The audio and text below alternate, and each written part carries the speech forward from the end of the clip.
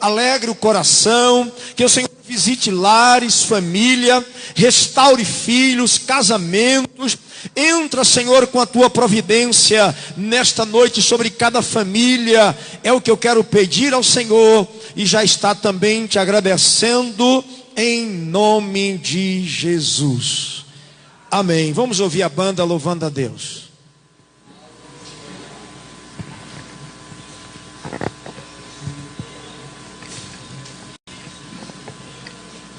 Graças a Deus, nós saudamos a todos com a paz do Senhor. Uma festa maravilhosa, irmãos, para celebrarmos a Deus pelas nossas famílias, crendo que o Senhor, Ele é Deus sobre todas as coisas, que Ele cuida das nossas famílias.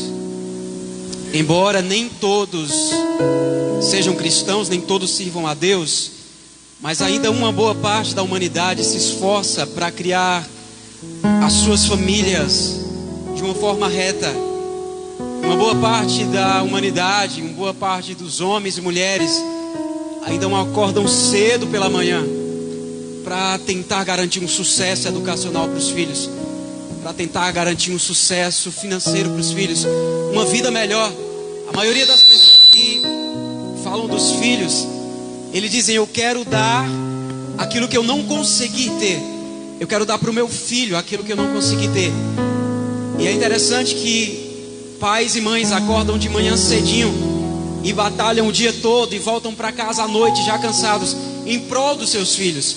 Eles não buscam para si mesmos, mas buscam para os seus filhos, para que os filhos no inverno tenham uma roupa boa para usar, para que os filhos tenham cadernos e livros para estudarem. E a luta dos pais e mães duram dias e anos até que eles se tornem adultos, mas a palavra do Senhor, ela diz que se o Senhor não edificar a casa, em vão trabalham os que edificam. Em vão trabalham os que edificam. Se o Senhor não edificar os teus filhos, em vão levantar cedo, buscar pelo estudo, buscar por uma educação. Amém? O Senhor precisa edificar os nossos lares, as nossas casas. Vamos adorar a Deus, agradecendo ao Senhor pelas nossas famílias, mas pedindo que o Senhor nos dê graça para edificarmos os nossos lares em Deus. Ele é o edificador principal. Glória a Deus. Te agradeço pela minha família e por tua presença no meu lar. Te agradeço pelo pão de cada dia que o Senhor nunca deixou faltar. Te agradeço pela nossa harmonia. Só em ti, Senhor, podemos confiar. Já te agradeço pelas tuas maravilhas e os milagres que ainda há de operar. Cante bem forte. A minha família é bênção do Senhor. Ensina-me a tratar minha família com amor. Edifica minha casa para o seu louvor. A minha família é um presente do Senhor. Te agradeço pela minha família e por tua presença no meu lar. Te agradeço pelo pão de cada dia. Ele nunca deixou faltar. Que o Senhor nunca deixou faltar. Te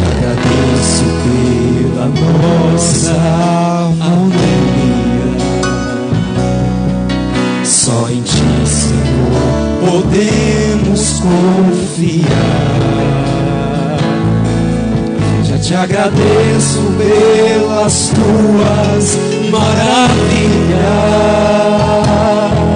e os milagres que ainda há de operar. A minha família, declare, é bênção do Senhor. Ensina-me a tratar minha família com amor.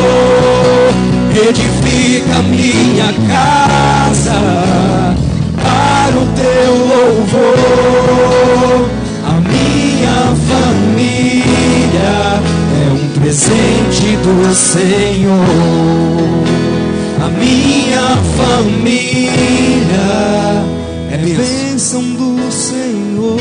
Ensina-me a tratar. Ensina a tratar minha família com amor. Edifica minha casa para o teu louvor. A minha família é um presente do Senhor. Quantos têm a sua família como presente do Senhor? Os seus filhos como herança do Senhor? Glória a Deus. Consagremos os nossos lares, as nossas famílias ao nosso Deus. Glória seja dada ao teu nome, Senhor.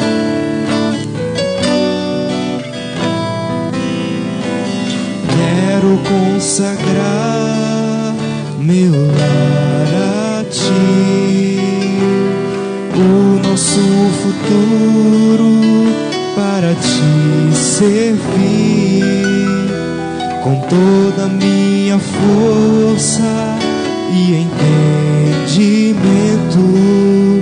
Quero dedicar o meu lar a ti.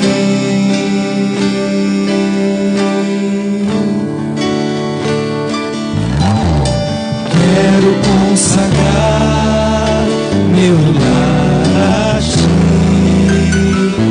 o nosso futuro para te servir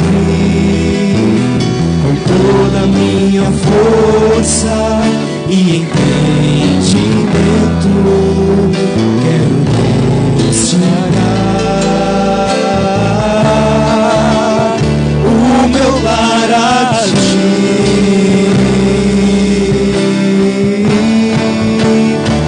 Eu e minha casa serviremos a Deus. Eu e minha casa serviremos a Deus. Eu e minha casa serviremos a Deus com alegria.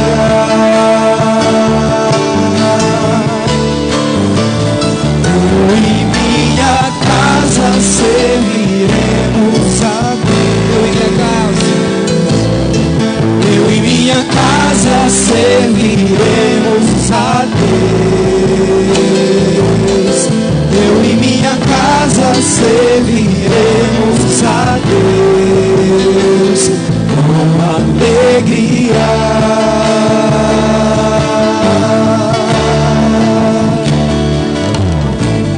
Quero consagrar meu lar a ti, o nosso futuro te pertence, Deus. Para ti Entregamos as nossas famílias nas tuas mãos, Senhor. com toda a minha força e entendimento. Quero dedicar o meu lar a ti.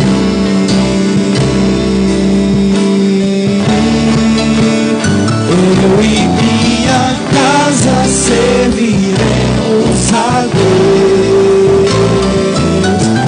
Eu e minha casa serviremos a Deus. Eu e minha casa serviremos a Deus com alegria.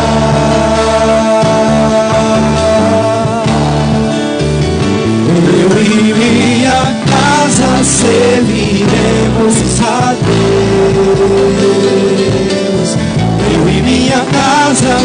serviremos a Deus. Eu e minha casa serviremos a Deus com alegria.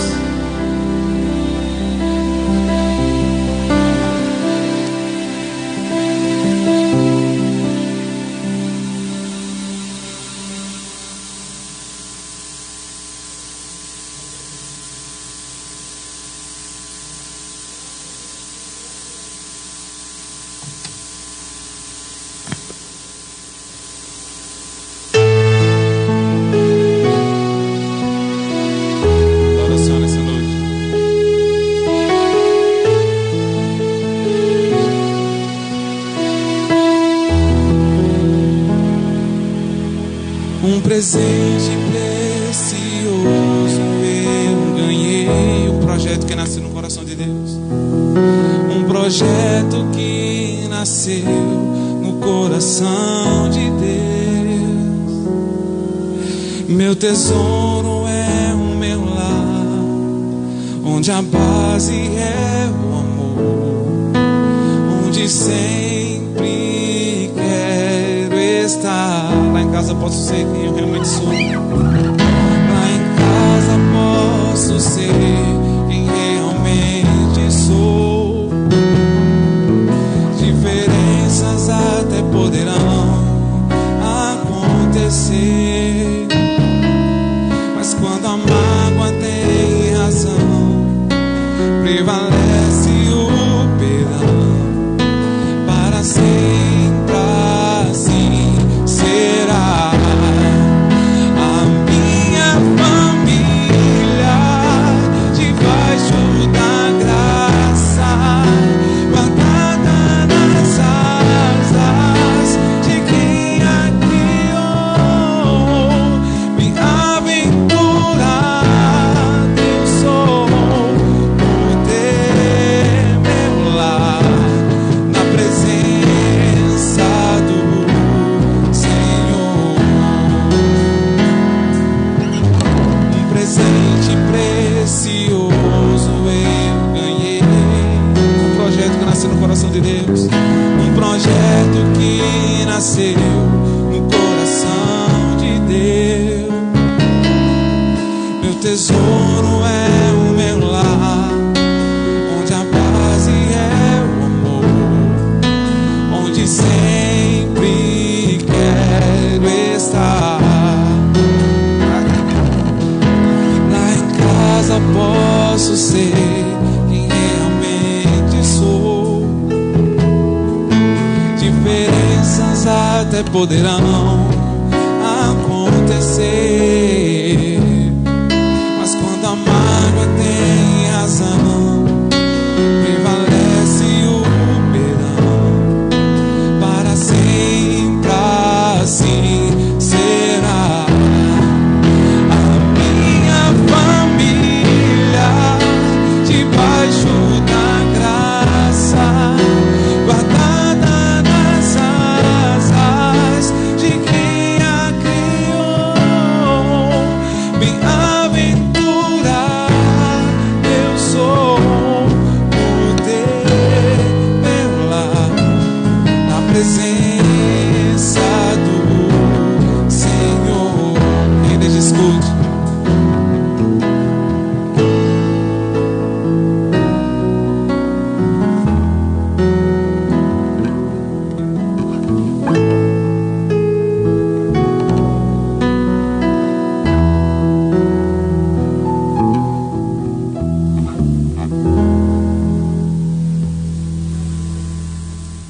Graças a Deus. Irmãos, abra sua Bíblia no livro 2 Samuel, capítulo de número 6, versículos 8 ao número 12. 2 Samuel, capítulo 6, do versículo 8 ao 12. Se você encontrar, por gentileza, ponha-se de pé. Logo após, as mulheres estarão cantando um louvor também. Já adianta ali o playback para nós estarmos louvando a Deus. Encontre aí, repetindo, 2 Samuel capítulo 6, versículos 8 ao 12.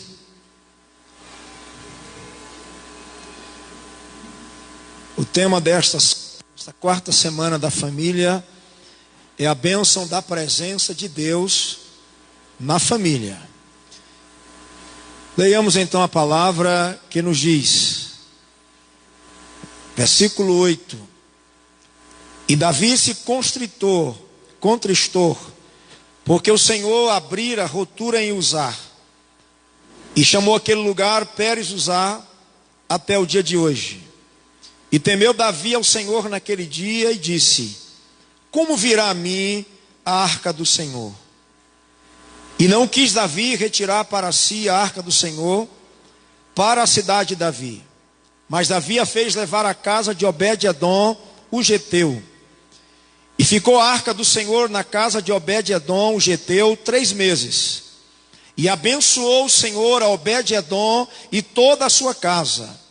O 12 diz: Então avisaram a Davi dizendo: Abençoou o Senhor a casa de Obed-edom e tudo quanto tem, por amor da arca de Deus. Foi, pois, Davi e trouxe a arca de Deus para cima da casa de Obed-edom, a cidade de Davi, com alegria. Vamos orar. Presbítero Ademilson faz esta oração e na sequência as irmãs louvam o Senhor. Glória a Deus. Cumprimento os irmãos com a paz do Senhor. Oremos. Soberano Deus e eterno Pai, obrigado, Senhor, por mais um momento aqui na Tua presença. Que o Senhor possa se fazer presente, ó Pai, aleluia, nesse começo de trabalho, ó Pai, que é designado a Ti. Senhor amado, Senhor querido, abençoa cada família que veio aqui nesta noite. Pai, vai de encontro àquelas famílias que não puderam estar aqui nesse lugar. Em nome de Jesus, repreende todo o mal e continua abençoando, ó Pai, cada um, crescendo espiritualmente na Tua presença e fazendo sempre o Teu querer e a Tua vontade. Abençoa nossos filhos, ó Pai, que nossos filhos possam assim, ó Deus, estar sempre aos Teus caminhos e fazendo o Teu querer e a Tua vontade. Espírito Santo de Deus, continua nos engrandecendo na Tua presença, ó Pai, abrindo a nossa visão espiritual, para que nós possamos estar sempre na Tua presença, fazendo o Teu querer e a Tua vontade. Continua falando conosco, é o que nós Te pedimos e desde já Te agradecemos, em nome de Jesus. Amém.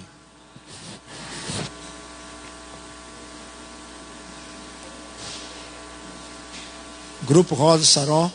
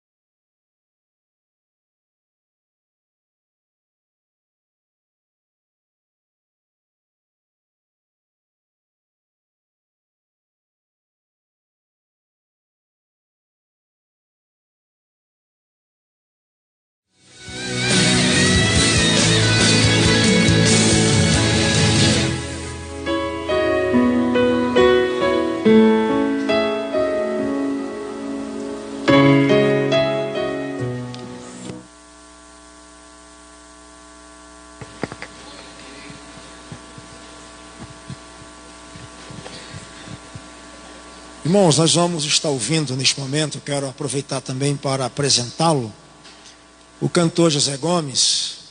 Nosso irmão José Gomes congrega ali na Assembleia de Deus em Tanquinho, com o presbítero Rangel. Não pôde estar aqui hoje acompanhando ele, mas ele veio só, né? E vai estar louvando o Senhor também. Queremos aproveitar e estar apresentando também o pastor Wendel. Está aqui conosco mais uma vez, juntamente com ele e sua esposa, e filha e filho, e alguns irmãos também da igreja presbiteriana que acompanha. Dê um sinal, por favor. Tem alguns aí, sejam bem-vindos. Pastor Wendel me perguntou nessa tarde se essa era a terceira vez, ou era a quarta que ele tinha pregado. Nos meus cálculos, já vai ser a quarta vez, não é? Desde que nós começamos a Semana da Família. A primeira foi no ano de 2016, logo no ano que eu cheguei em Barra do Mendes. E de lá para cá, pastor Wendel tem pregado na quinta-feira, na abertura deste trabalho nosso. Então eu acredito que não teve outro na quinta-feira não. A não ser que teve um desses meios aí que teve outro, mas acho que não, né? Amém. Então louvamos a Deus pela vida do pastor Wendel, todos que nos visitam, os amigos também. Deus te abençoe grandemente nesta noite. Vamos ouvir então o cantor. Ia falar Roberto Carvalho, mas não é José Gomes. Tanto Roberto vinha aqui, já estava trocando o nome do homem. Amém. Glória a Deus. Eu também cumprimento a igreja com a paz do Senhor Jesus. Quero louvar a Deus pelo privilégio de estar aqui mais uma vez, participando da quarta Semana da Família. É essa instituição de Deus. Louvar a Deus pela vida do meu pastor Nocivaldo, sua família. Também por essa família que Deus colocou a seu serviço, a seus cuidados também. Trago a saudação do meu pastor, da minha igreja, Assembleia de Deus ali em Tanquinho. Também da minha família que não pôde vir, mas mandou um abraço. A saudação a todos. Louvemos a Deus. Há dias que as coisas parecem estar assim. Deus parece que não nos ouve. Achamos que Ele não ouve nosso clamor, que nem fala conosco, mas não é assim. Quanto maior a prova, mais pura é a sua santa presença.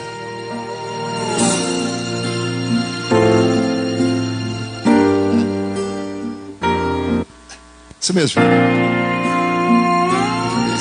Louvado seja Deus. Esse cálice amargo vai passar, vai chegar ao fim.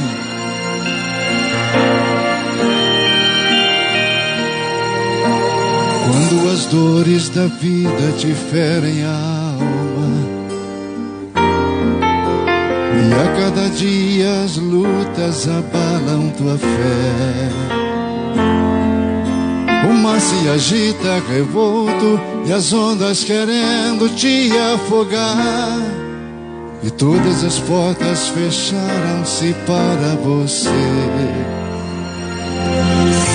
Parece que Deus não escuta o teu lamento, e às vezes tu pensas em abandonar tua cruz, e chega a pensar que és o único que tens se sentido assim. O cálice amargo que bebes vai chegar ao fim. Confie. Eu bebo teu sofrimento. O teu lamento chegou ao trono do Senhor. Deus tem estado ao teu lado em todo tempo. Na hora da angústia, na hora da dor, saiba, não há provação sem livramento, que depois da tempestade o sol vai brilhar, pois não há luta que dure por todo o tempo. É Deus quem te garante, a vitória vai chegar. Pode crer, Ele não falha, a sua vitória não falha aos que creem.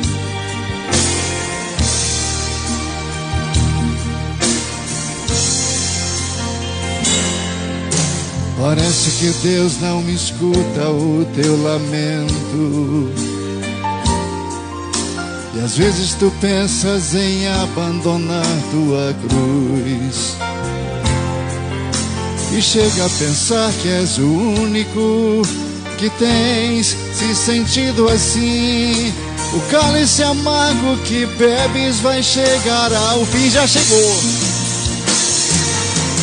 Saiba que Deus tem olhado o teu sofrimento. O teu lamento chegou ao trono do Senhor. Deus tem estado a teu lado em todo o tempo. Na hora da angústia, na hora da dor, saiba, não há provação sem livramento. Que depois da tempestade o sol vai brilhar.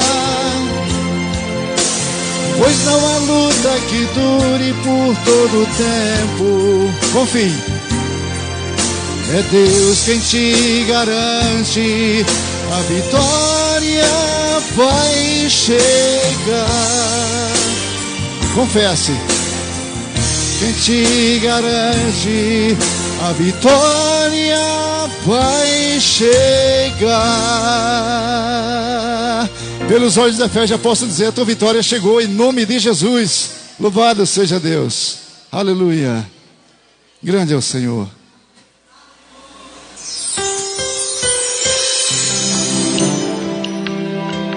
Que nossas mãos sejam instrumentos, que nossos pés sejam veículos, a nossa voz instrumento para louvar o nosso Deus. Aleluia. Consagremos todo o nosso ser a Deus.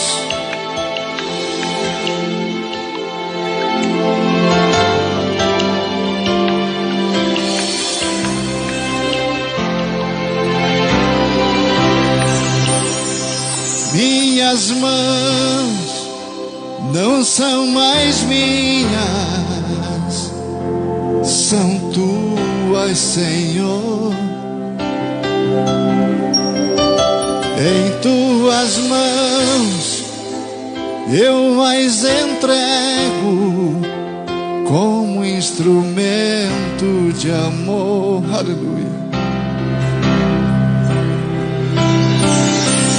Usa minhas mãos para abençoar alguém que precisa de um milagre.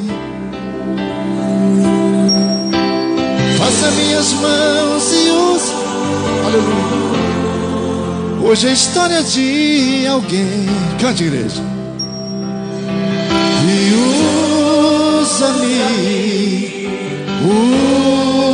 usa-me, Senhor. Aleluia. Se as minhas mãos te servem, usa-me. E usa-me.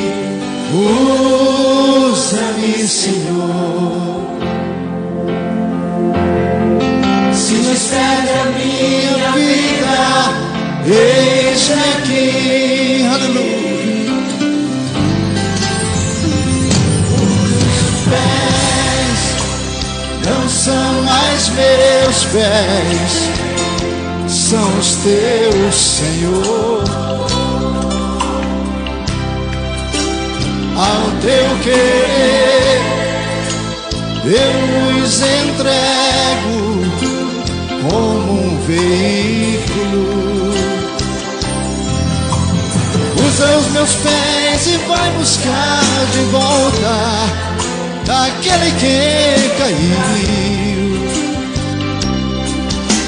Vai com os meus pés e leva a paz de volta ao aflito coração. Confesso. E usa-me, usa-me, Senhor. Se os meus pés te servem, usa-me. Usa-me, usa-me, Senhor. Se te serve a minha vida, eis-me aqui. Aleluia, glória a Deus. Não negligencie o Senhor. Deixa teus pés ser usados por Ele. Vai em busca das ovelhas que estão caídas. Deixa Ele usar tuas mãos. Vai impor sobre enfermidades. Louvado seja Deus. Deixa Ele usar tua voz para ministrar sobre as vidas que precisam conhecer a verdade santa, que salva, que liberta e leva para os céus. Louvado seja Deus. Aleluia.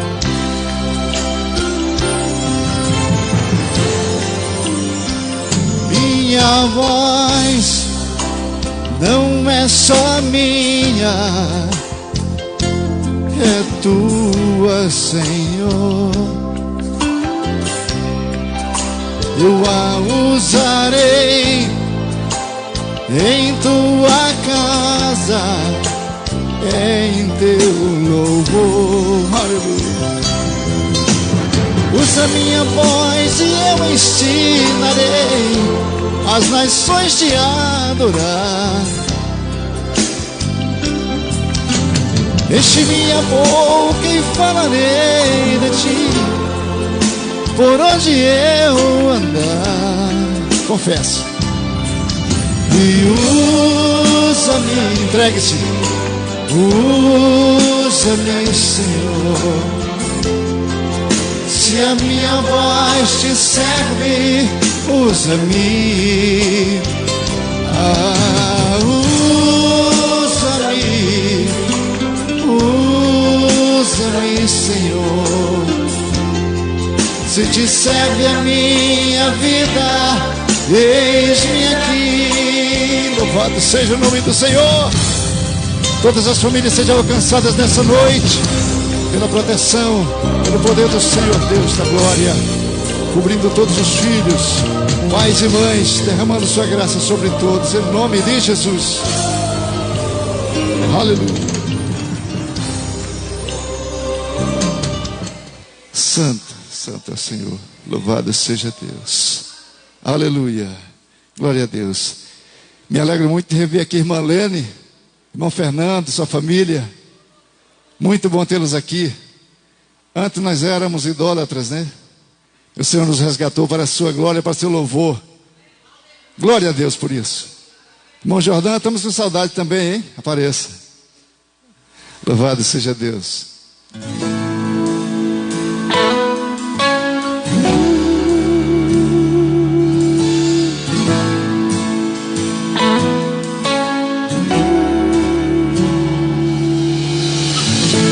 Eu sei que não há nenhuma provação maior do que eu possa suportar, mas estou cansado, Pai, preciso crer nas suas promessas para continuar.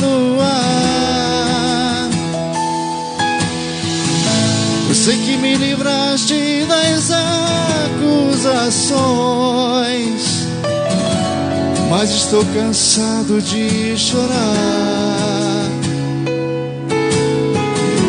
O Espírito Santo vem me renovar, só tua presença pra me alegrar. Aleluia. Os sonhos de Deus são maiores que os teus, tão grandes que nem pode imaginar. Não desanimes, filho, eu vim te consolar. Nas minhas promessas volte a acreditar.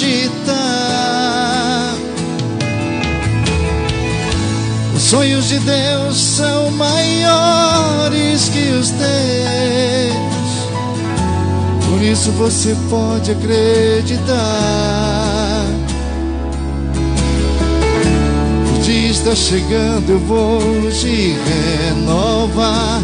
Na minha presença tu vais prosperar. Essa promessa, confie.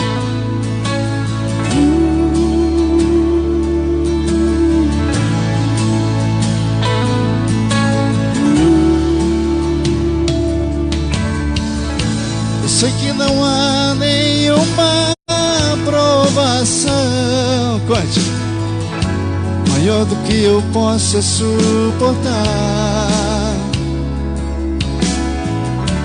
Mas estou cansado, Pai, preciso crer nas tuas promessas pra continuar.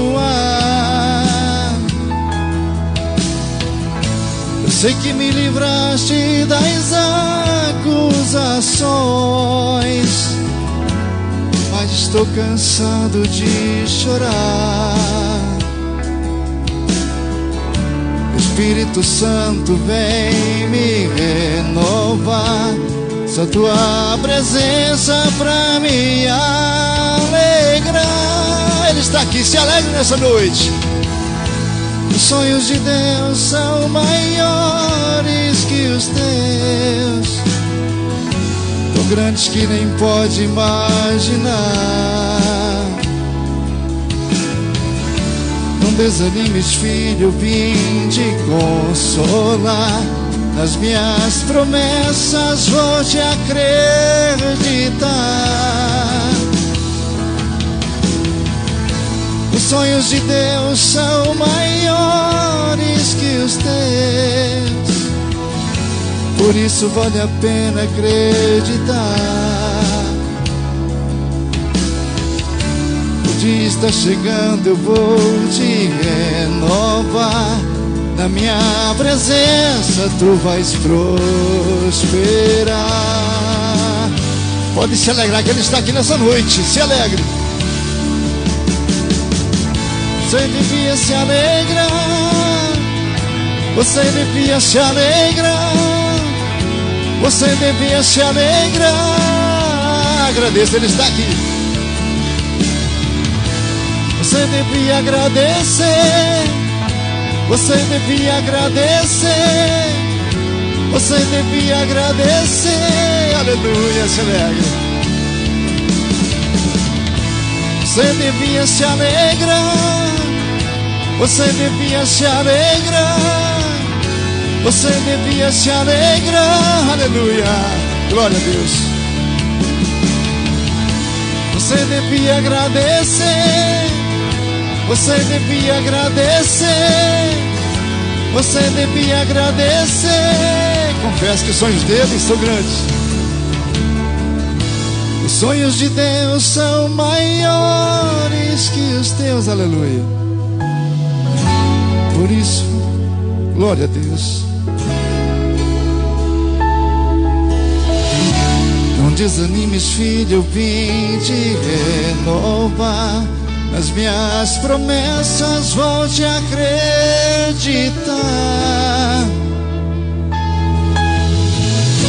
Os sonhos de Deus são maiores que os teus, por isso vale a pena acreditar.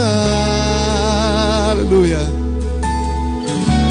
O dia está chegando, eu vou te renovar. Na minha presença tu vais prosperar. Glória a Deus, prospere-se na presença do Senhor. Louvado seja Deus. Pastor Lucivaldo, parabéns pela qualidade do áudio. Está uma bênção. O som está uma bênção. Glória a Deus. Me alegro de ver Felipe, João Marcos e esses jovens louvando a Deus. Projeto de Deus, família.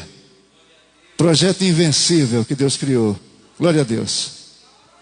Você volta a fazer a capela. Graças a Deus. Irmãos, o cantor Zé Gomes vai cantar um último louvor. Nós vamos aproveitar este momento para nós ofertarmos ao Senhor. A palavra de Deus diz em 2 Coríntios capítulo 9, versículo 7: cada um contribua segundo propôs no coração, não com tristeza ou por necessidade, porque Deus ama aquele que dá com alegria. Vamos fazer isto com toda a alegria do nosso coração. E na sequência nós vamos estar ouvindo a palavra de Deus. Cantor Zé Gomes, eu acabei esquecendo de apresentá-lo melhor, irmãos. Ele é nosso amigo já de algum tempo. Tive o privilégio de pastorear ele e a família abençoada ali. De vez em quando a gente passa lá, toma um chazinho, come uma pizza. De vez em quando a gente entra em Tanquinho ali, e a casa que a gente entra lá é a casa dele. Uma das, que eu pastoreei Tanquinho também, em 2004 e 2005, passamos ali naquela congregação, na época que era ligada a Irecê. E encontrei Zé Gomes ainda cantando aí, né? Nos palcos, as músicas de Roberto Carlos e outras mais aí, né? Tinha um CD de Roberto Carlos aí, muito famoso lá. Mas Jesus resgatou e está cantando para Deus. Amém? Então vamos estar ouvindo o cantor mais uma vez e vamos aproveitar e ofertar mais uma vez a Deus.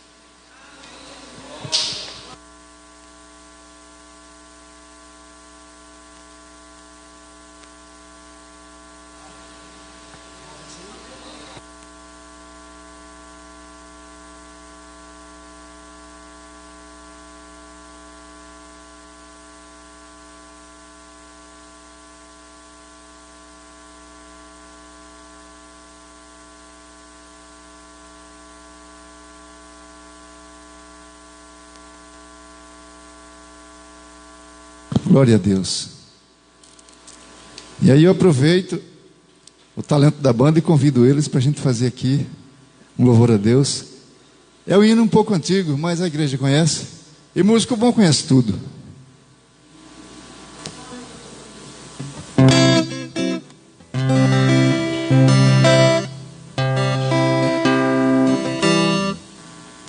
Fato real diante da palavra de Deus, onde Deus operou grande milagre ali, dando autoridade ao seu profeta para humilhar 450 profetas que clamavam por Deus que não existe.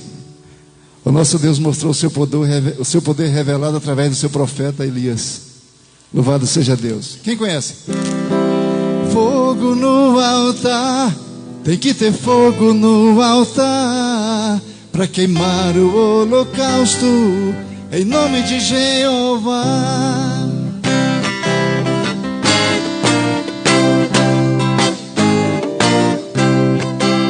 Um dia no Monte Carmelo, um fato sem igual se deu entre o profeta Elias e os profetas de Baal. Vieram 450 contra Elias, mas o verdadeiro Deus Elias conhecia. Um holocausto ele fez com lenha para se queimar, pois era necessário ao verdadeiro Deus clamar. E o Deus que respondesse com fogo aos rogos seus, esse Deus seria o verdadeiro Deus.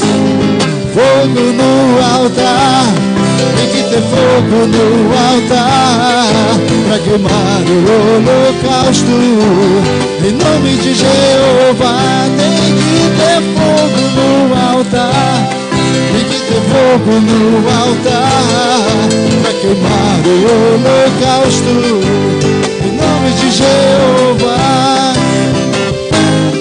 Os profetas de Baal então gritaram em agonia, clamaram o dia inteiro, mas Baal não respondia. Elias então lhes disse: quem sabe ele não foi dormir, talvez esteja viajando, por isso ele não pode ouvir. Fogo no altar, tem que ter fogo no altar para queimar o holocausto em nome de Jeová. Tem que ter fogo no altar, tem que ter fogo no altar para queimar o holocausto em nome de Jeová. Elias ergueu suas mãos e começou a orar, pedindo uma resposta em nome de Jeová. Naquele mesmo instante o milagre aconteceu. Elias pediu fogo, o fogo do céu descer. Fogo no altar, tem que ter fogo no altar para queimar o holocausto. Em nome de Jeová, tem que ter fogo no altar, tem que ter fogo no altar para queimar o holocausto. Em nome de Jeová, só voz. Tem no altar, tem que ter fogo no altar para queimar o holocausto. Em nome de Jeová. Fogo no altar, tem que ter fogo no altar para queimar o holocausto. Em nome de Jeová. Jeová, aleluia. Glória a Deus. Assim agradeço a minha rica oportunidade em nome de Jesus. Glória a Deus. Aleluia. Curve a sua cabeça, por favor. Presbítero Nicanor faz uma oração apresentando o pastor Wendel, que vai nos trazer a palavra de Deus. Amém. Eu sou da igreja com a paz do Senhor. Deus da glória, nesse momento, Senhor, iremos ouvir a tua santa e gloriosa palavra. Que o Senhor abençoe o pastor, meu Deus, que nesse momento vai trazê-lo. Que o Senhor possa abençoá-lo poderosamente e que essa mensagem possa preencher justamente todos os nossos corações, de alegria, de paz e de amor. Usa o teu servo nas tuas santas e poderosas mãos. Usa-nos também, para que assim possamos ouvir de bom grado a tua santa e gloriosa palavra. Pai, em nome de Jesus, te agradecemos por tudo. Amém.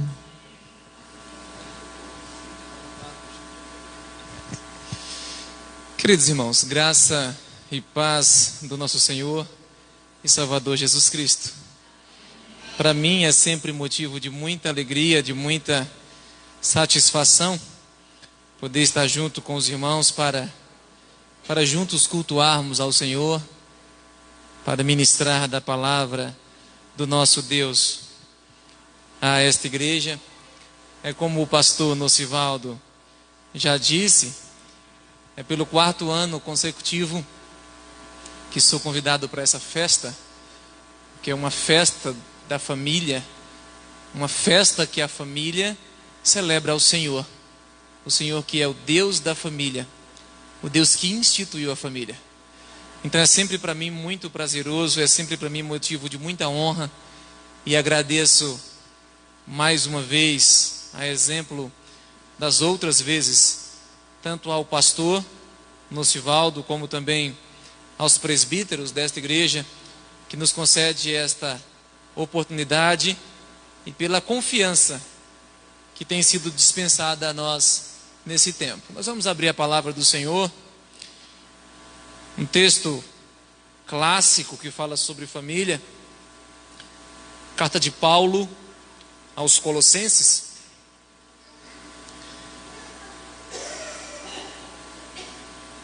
Algumas vezes ministrando aqui a igreja, hoje eu estava, pastor, tentando me lembrar, já vinha pensando em um texto há algum tempo que pregarei neste congresso da família. Aí comecei a me lembrar dos textos que já preguei aqui nos últimos congressos. Confesso que me lembrei nitidamente de 2. A igreja eu acho que não se lembra, né?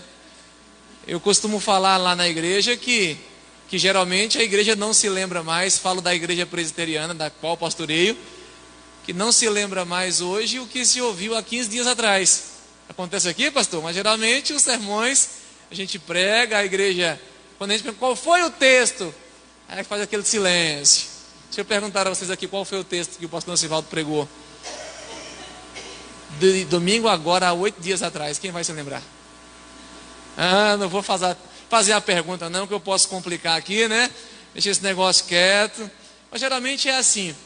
Mas eu me lembrei muito bem que o ano passado nós falamos em um texto, na 2ª carta que Paulo escreveu a Timóteo. Falamos no capítulo 1.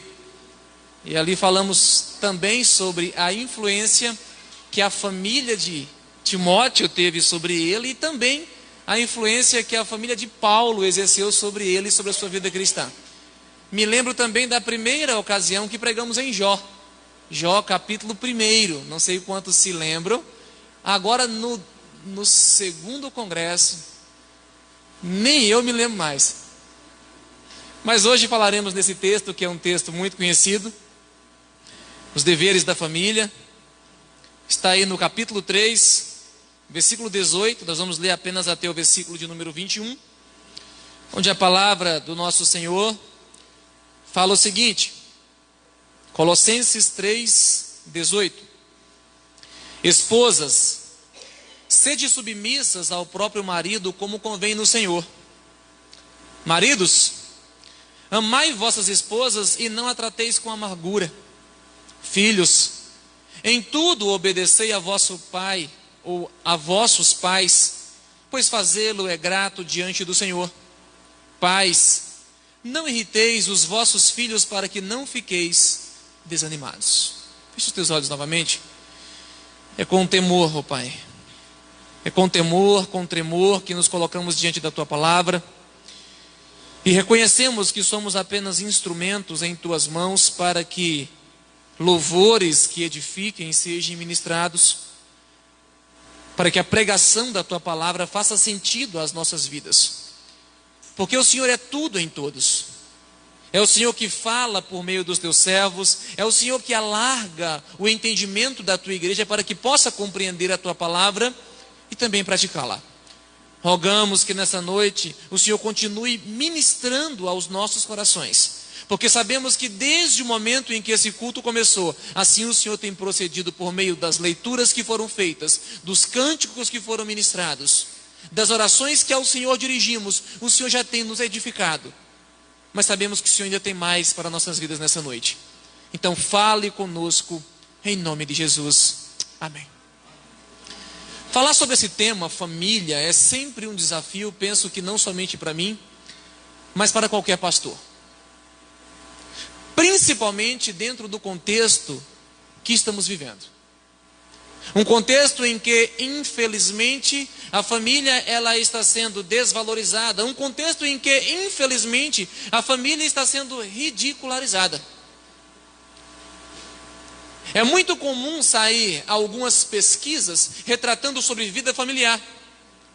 E algumas pesquisas, inclusive bem recentes, nos mostram que hoje existem mais lares sendo destruídos do que em qualquer outra época da história.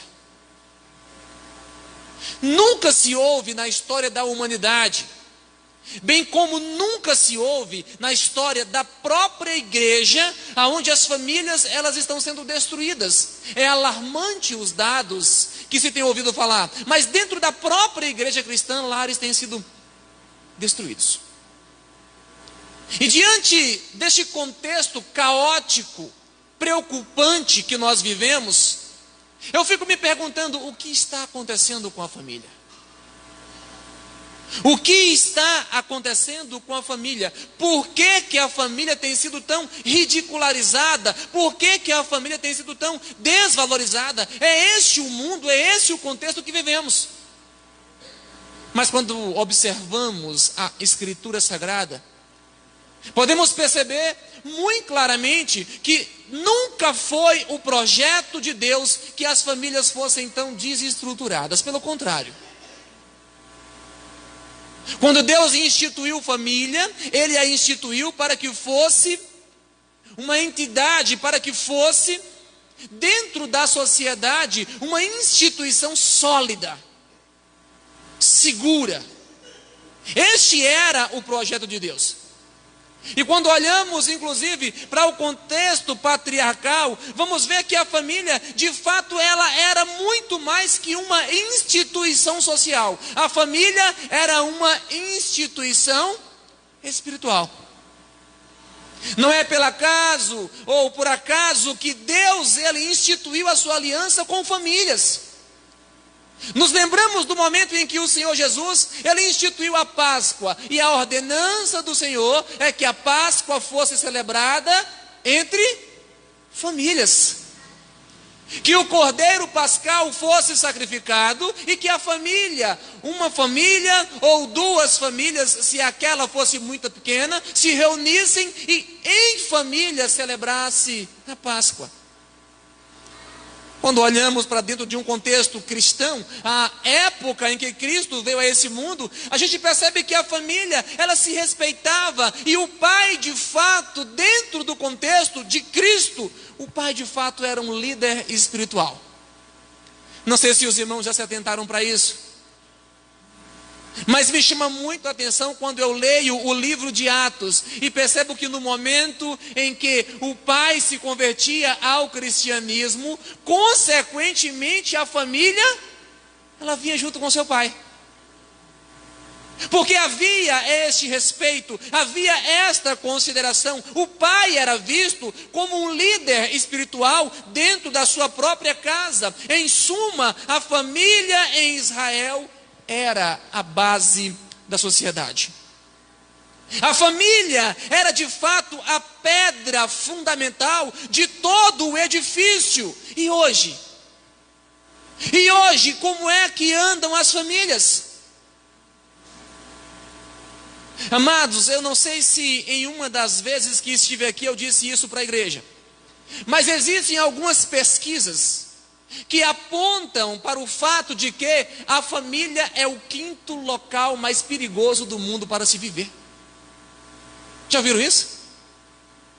A família que deveria ser o nosso, como gostamos de falar, o nosso porto seguro, o nosso lugar de tranquilidade. É evidente que esta regra social não se aplica à família cristã, ou pelo menos se espere que não se aplica, mas diante dessas pesquisas eu fico alarmado e preocupado. Como é que a família, que deveria ser o porto seguro, tornou-se o 5º lugar mais perigoso do mundo para se viver?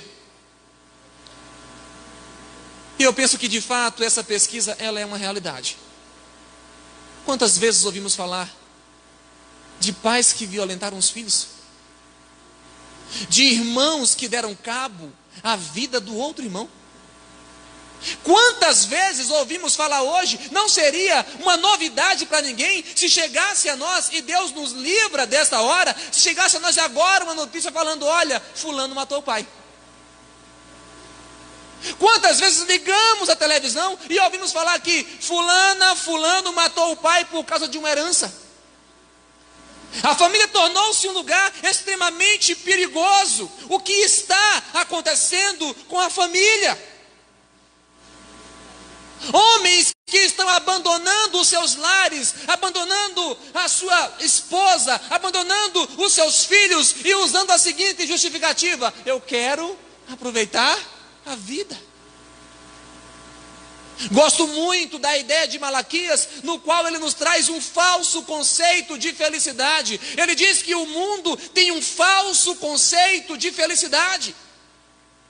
E é justamente neste falso conceito de felicidade que nós reputamos como felizes aqueles que são ímpios. Quem conhece aqui Malaquias sabe que é isso que acontece.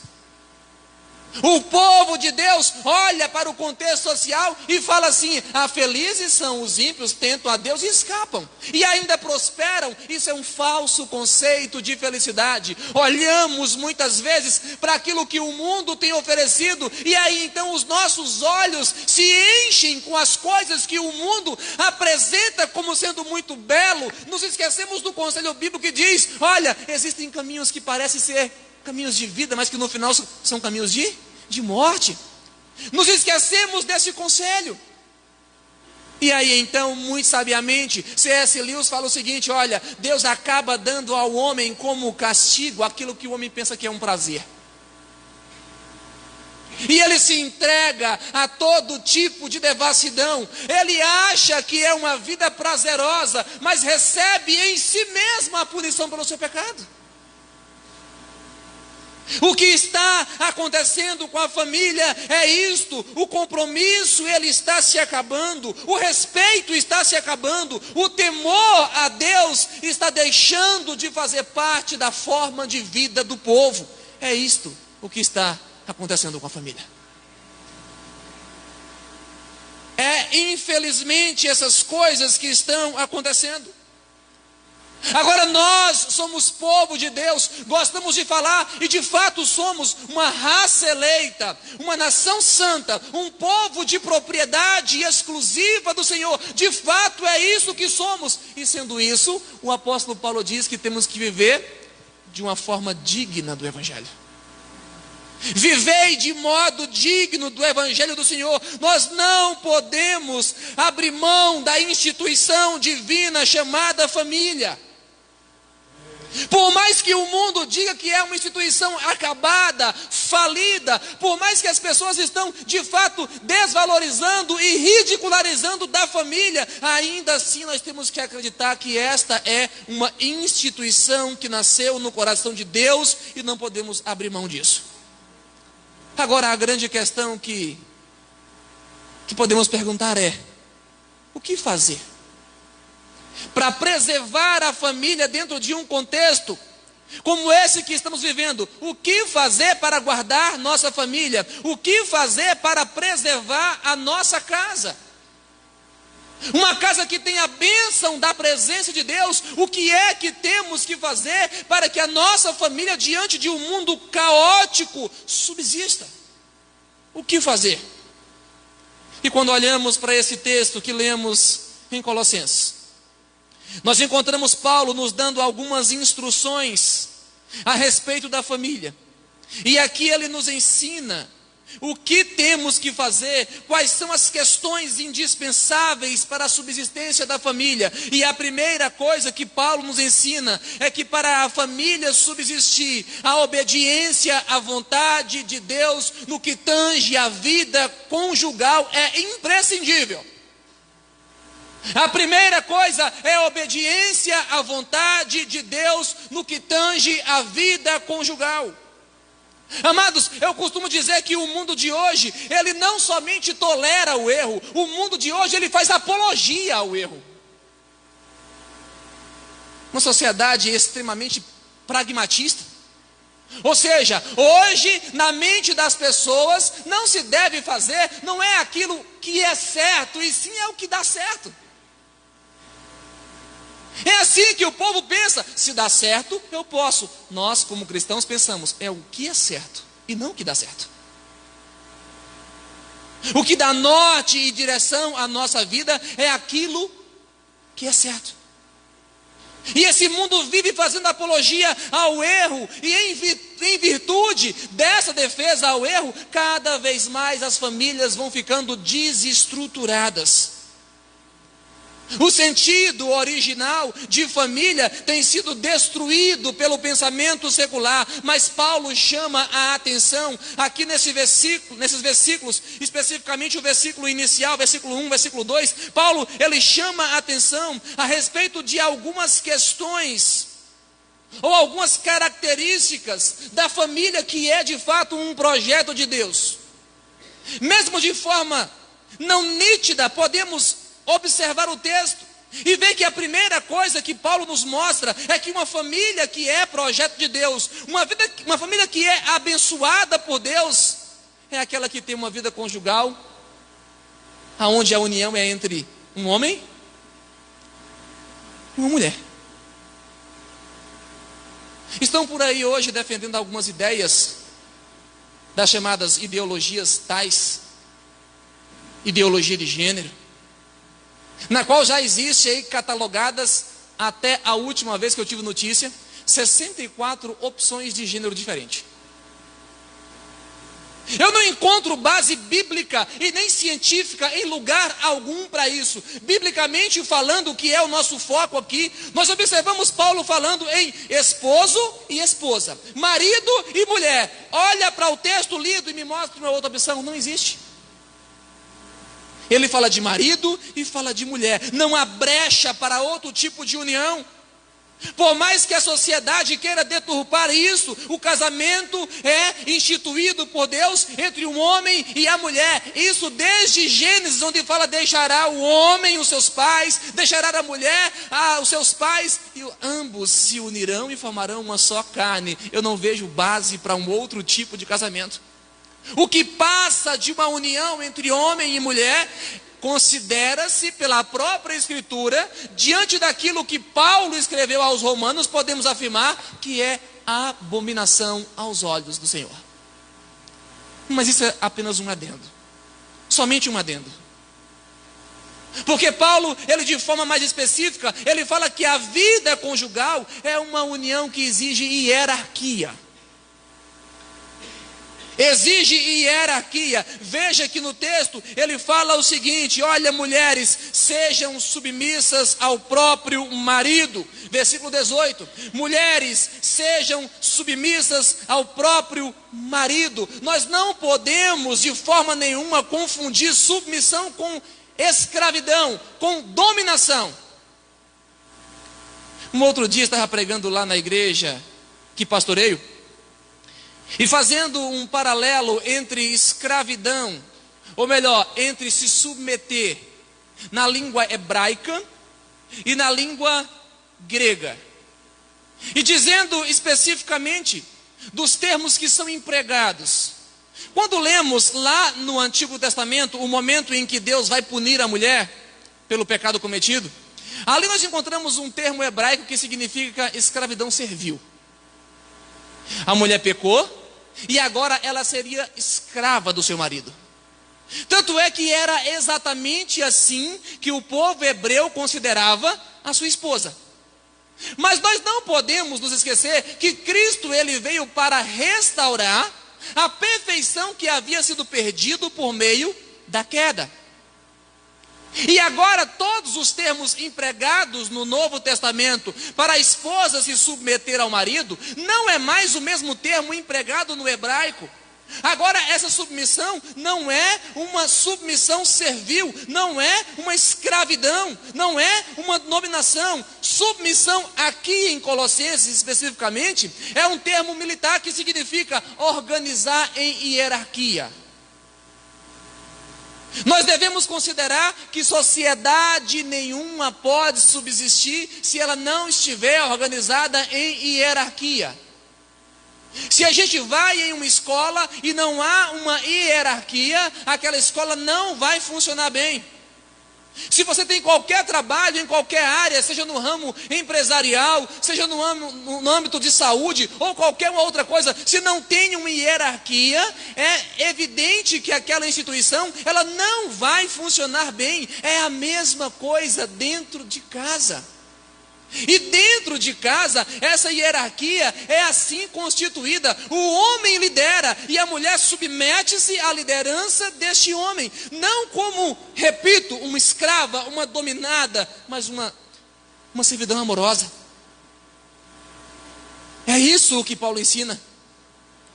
Se olharmos, por exemplo, a figura de um exército, o capitão, ele não é melhor que o soldado em nada, ele apenas ocupa uma posição diferente. É a mesma coisa, a mulher não é inferior ao homem em absolutamente nada, apenas tem funções diferentes.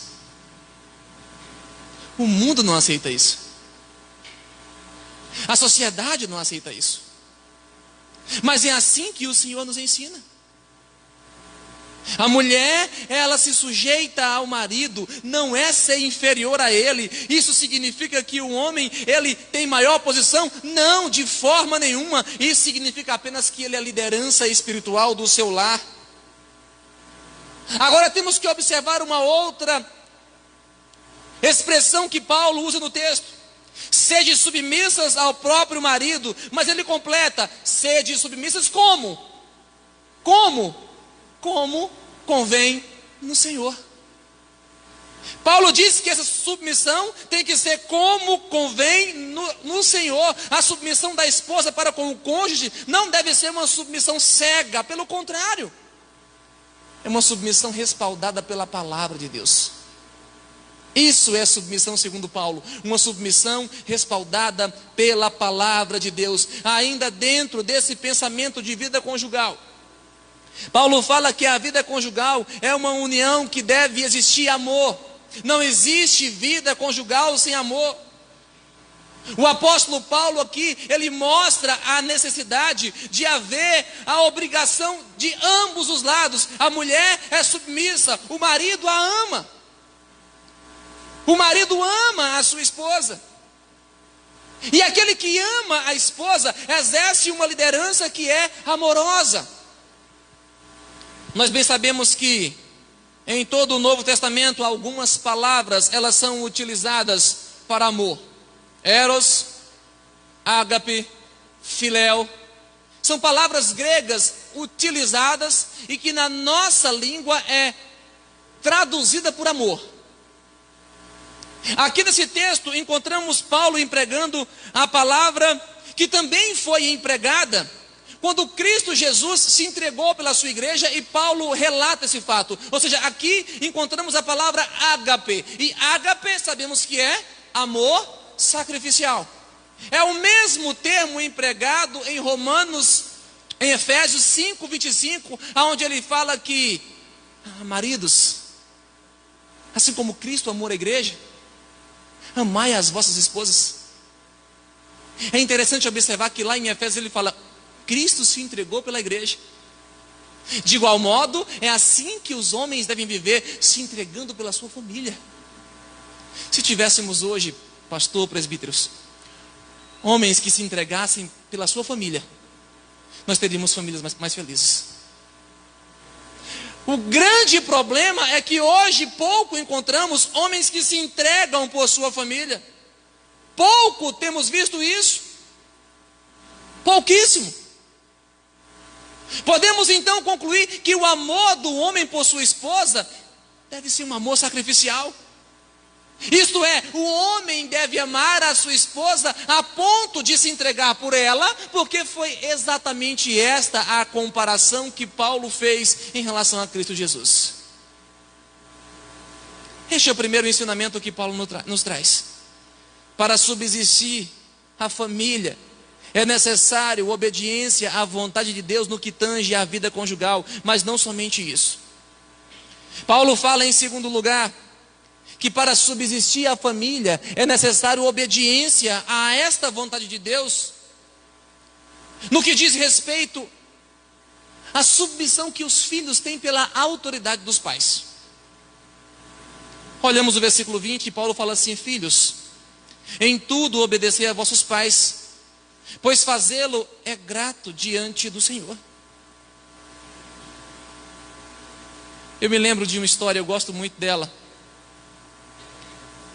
a respeito de, eu acho que é uma história, ela não é real, a respeito de um menino, adolescente já, e ele aprontou e o pai resolveu dar uma chineladinha nele. E quando ele pegou o chinelo para arrumar no filho, que o filho correu, ele jogou o chinelo no filho. Já ouviram isso, não? Ele jogou o chinelo no filho, e o filho desviou o chinelo, bateu na porta e caiu. O filho se arrependeu, voltou, pegou o chinelo, entregou o pai e esperou apanhar. Isso é submissão. Isso é submissão. Quando lemos a Escritura, encontramos o 5º mandamento do decálogo dizendo, olha filhos, honrai o teu pai e a tua mãe. É o primeiro mandamento com promessa, honrai o teu pai e a tua mãe, para que se prolongue os teus dias na terra. Este é o mandamento do Senhor. Amados, olhem para essa sociedade. Vivemos em uma época de colapso de autoridade. E este colapso de autoridade é um reflexo do colapso da autoridade existente dentro do lar. Hoje, menino não respeita mais o professor, não respeita mais absolutamente ninguém, os mais velhos da rua, por quê? Porque se ele não consegue obedecer e respeitar o próprio pai, você espera que ele vai ter respeito por alguém? É um colapso de autoridade.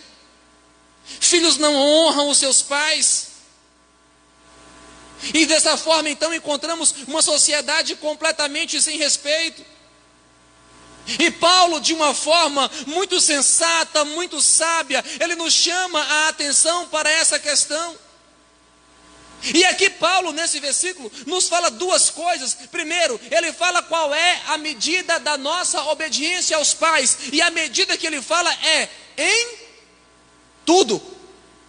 Vale salientarmos que é uma carta escrita para cristãos, para pais que são crentes, que vão orientar o seu filho corretamente, respaldado na palavra do Senhor. Então Paulo parte do pressuposto que um pai crente só dará para o seu filho uma orientação que seja boa. Por isso ele diz, em tudo. Esta é a medida, jovens, adolescentes, esta é a medida da nossa obediência aos nossos pais, é em tudo. E depois de falar sobre a medida da obediência, Paulo fala qual é a motivação desta obediência. Veja que no mesmo versículo 20, ele fala, filhos, em tudo obedecei vossos pais, pois fazê-lo é o quê? É grato diante do Senhor. A motivação de obedecermos aos nossos pais é porque quando o fazemos, em última instância, glorificamos a Deus. É a Deus que glorificamos. Vale a pena aqui ressaltar que a obediência, ela não tem idade. Eu me lembro, de certa feita, estar conversando com um senhor presbítero.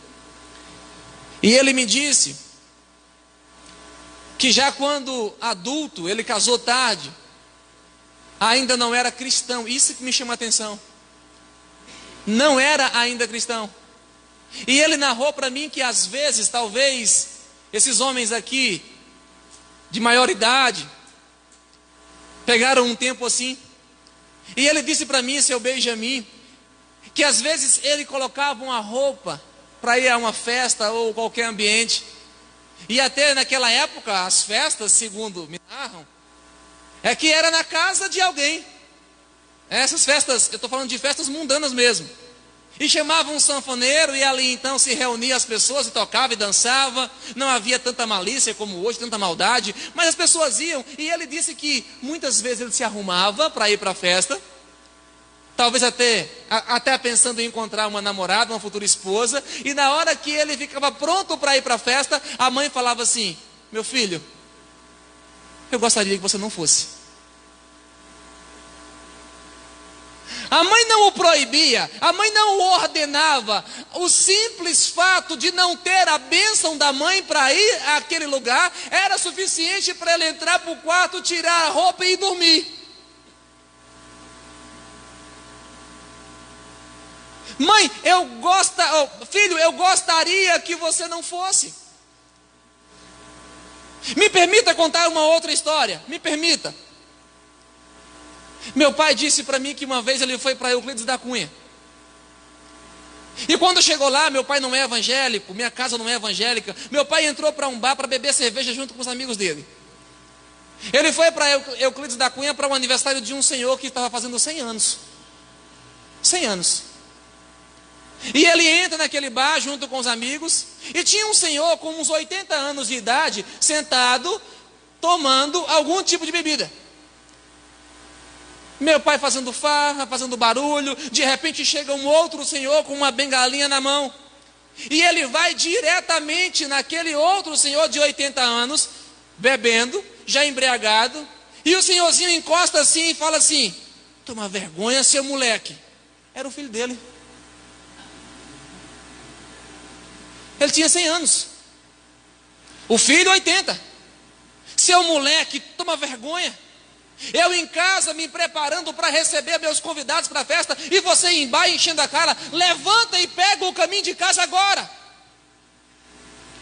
Ô pai, é que eu estou muito feliz que hoje, com 80 anos, eu celebro o aniversário de 100 anos do meu pai. Ele feliz o quê? Caminho de casa, vou só pagar a conta. Vai embora que eu pago, senão eu te rumo essa bengala na cabeça. E ele levantou e foi para casa. Arrisque fazer isso hoje com um menino de 14. Arrisque.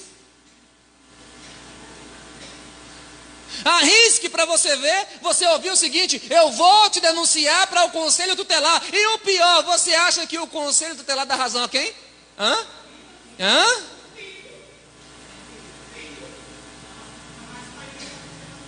É esse o contexto que vivemos. A autoridade dos pais tem se perdido em relação aos seus filhos. Infelizmente é esse o contexto. E quando encontramos uma obediência hoje entre os nossos jovens, podemos afirmar sem sombra de dúvida que esta obediência, ela só pode ser resultado de Deus, da ação de Deus, da bênção do Deus que é o Deus da família e que está presente na família. Amados, preste atenção em uma coisa.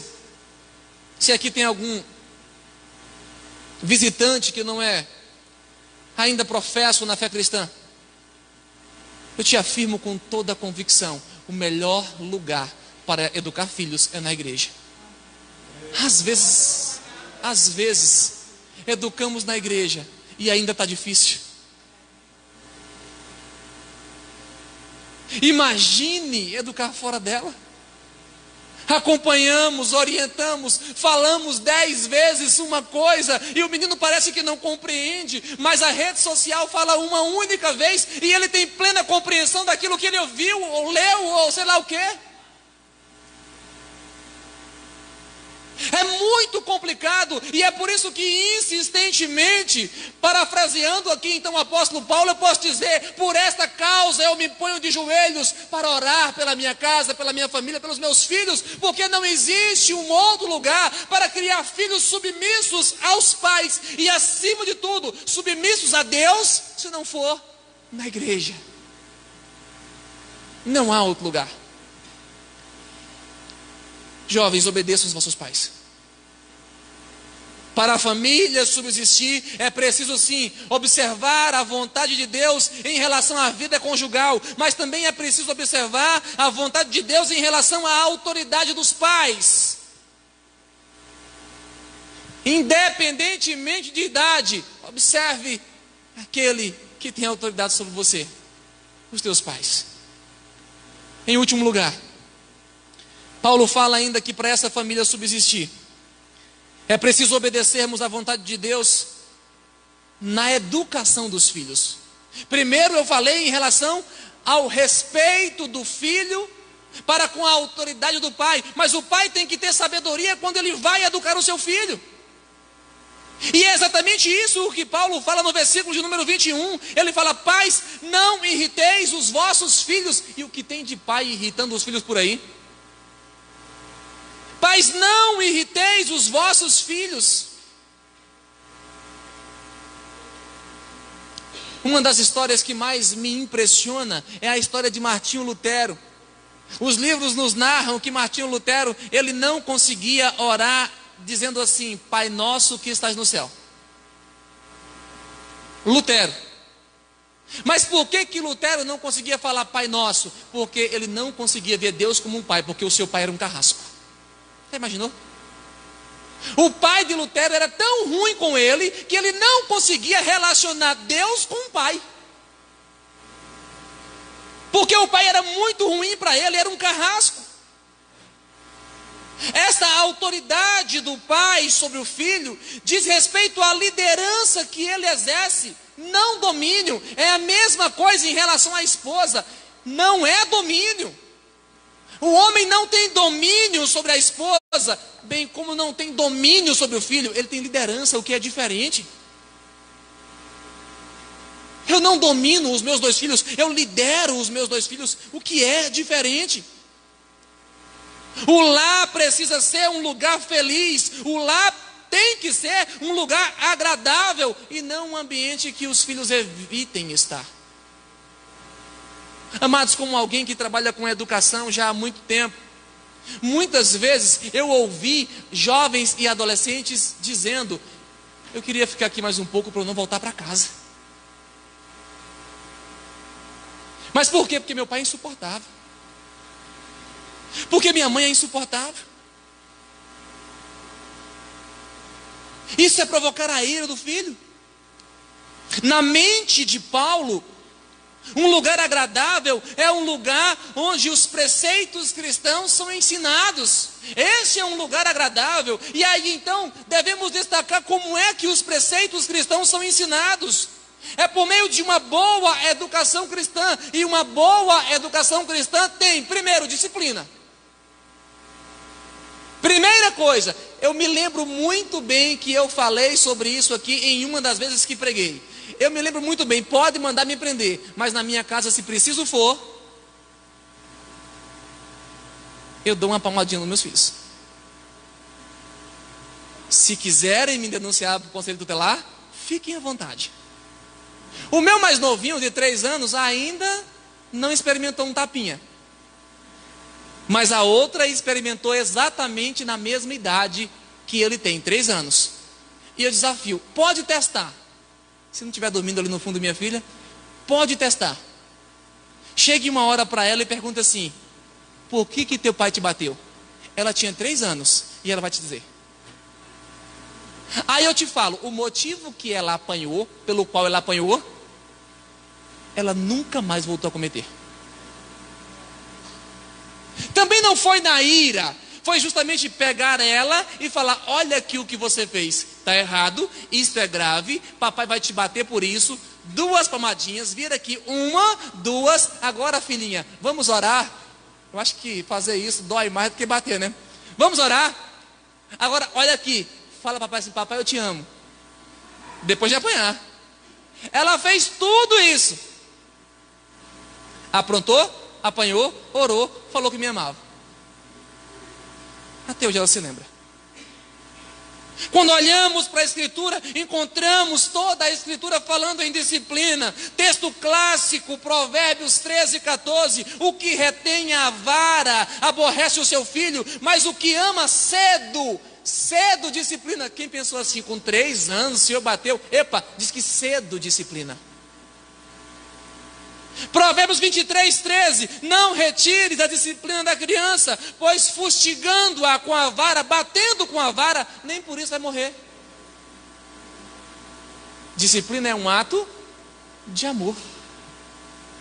Nunca foi ato de brutalidade. O que é que Deus faz conosco quando erramos? Disciplina. E Ele ainda vai e fala assim: se eu não te disciplinasse, não seria meu filho, seria um bastardo. Eu vos disciplino porque eu vos amo. É esta a palavra do Senhor para conosco. Uma educação cristã precisa ter disciplina, mas uma educação cristã precisa ter estímulos. E é sobre isso que Paulo está aqui falando: não provoqueis a ira, não irriteis os nossos filhos. Temos que estimulá-los.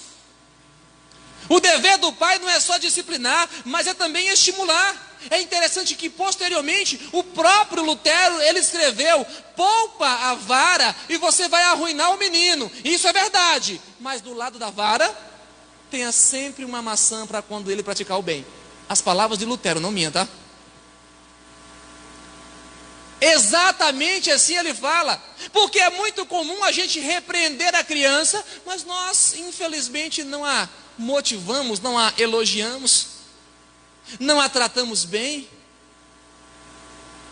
Eu dei algumas palestras por aqui pela cidade algumas vezes, e eu falei com aquele método antigo de correção, não sei nem se falei isso aqui também, que o pai chegava assim em casa, alguns fazem isso hoje ainda, e pega assim o chicote de cavalo.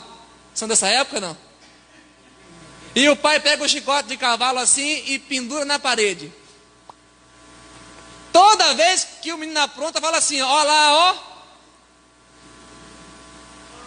Alguém passou por isso aqui? Não? Deixa eu mudar a pergunta. Alguém faz isso hoje ainda? Não com chicote de cavalo, mas com cinto? Alguém faz ainda? Pendura lá um cintinho e fala assim: aqui, ó. Continua aí para você ver.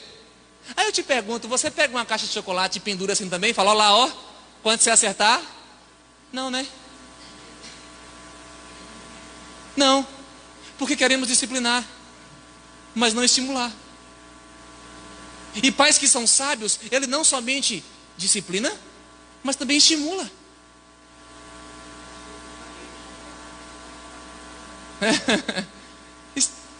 Estimula. Diz que um coronel de um exército norte-americano viu um dos seus jovens soldados fazendo algo errado depois de muito esforço para acertar. O jovem tentava acertar, mas não conseguia. E de repente o jovem, já sem força, começou, depois de uma navegação longa, ele ficou enjoado e começou a andar pela areia com as botas pesadas, armamento pesado, e ele caiu, e quando levantou ele começou a andar para outro lado. Os soldados, o exército marchando para cá, e ele começou a andar para outro lado, amorosamente. O general chegou e pegou no seu ombro e falou: por aqui, meu filho. Muito bem, continue tentando. Não perca a marcha, siga os outros, porque você vai conseguir. Mas infelizmente a reação que temos quando nossos filhos erram não é esta. É de repreender com severidade. Nós não pegamos o menino e falamos: volta aqui, o caminho é esse, meu filho. Você está indo bem. Continue lutando, indo atrás, prosseguindo. Você vai conseguir. Deus muitas vezes também nos disciplina, mas a maioria das vezes Deus nos estimula. A maioria das vezes é estímulo que Deus traz, e é esse o padrão do nosso relacionamento com os nossos filhos: disciplina acompanhada de estímulo. É esse o padrão que temos que seguir para que de fato a nossa família subsista em dias de crise. Obediência à autoridade de Deus, à verdade e à vontade de Deus no que tange à vida conjugal. Obediência no que tange à obediência, à observância, à autoridade dos pais, mas também obediência no que diz respeito ao modo que educamos nossos filhos. É assim que devemos prosseguir nossa caminhada. Partindo já para a conclusão dessa mensagem, eu quero terminar dizendo que aquele que vive para agradar a Cristo, aquele que vive para fazer o seu cônjuge feliz, aquele que vive para educar seus filhos no caminho do Senhor, aquele que vive para honrar os seus pais como quem tem autoridade espiritual sobre a sua vida, este irá construir uma família sólida, um lar espiritual feliz. Se você guarda essas coisas, você vai construir um lar, uma família, um ambiente espiritual saudável, feliz. É exatamente por isso que temos que buscar a presença de Deus na nossa família. Porque, meus queridos, se Deus está presente em nossa família, aí então teremos a bênção de uma vida conjugal saudável. Porque se temos a presença de Deus em nossa casa, nós teremos a bênção de ter filhos que nos respeitam. Se temos a presença de Cristo, de Deus em nossa casa, teremos a bênção de ter sabedoria para educar os nossos filhos. Todas essas coisas que Paulo trata aqui nesse texto, nós só vamos conseguir ter presente em nossas vidas se o Santo Espírito de Deus habitar em nosso lar. Se a presença de Deus habitar a nossa casa. Acima de tudo, meus queridos, acima de tudo, se temos a presença de Deus em nossa casa, teremos a bênção de ter a nossa família eternamente habitando na glória. Maior bênção existente. E aí,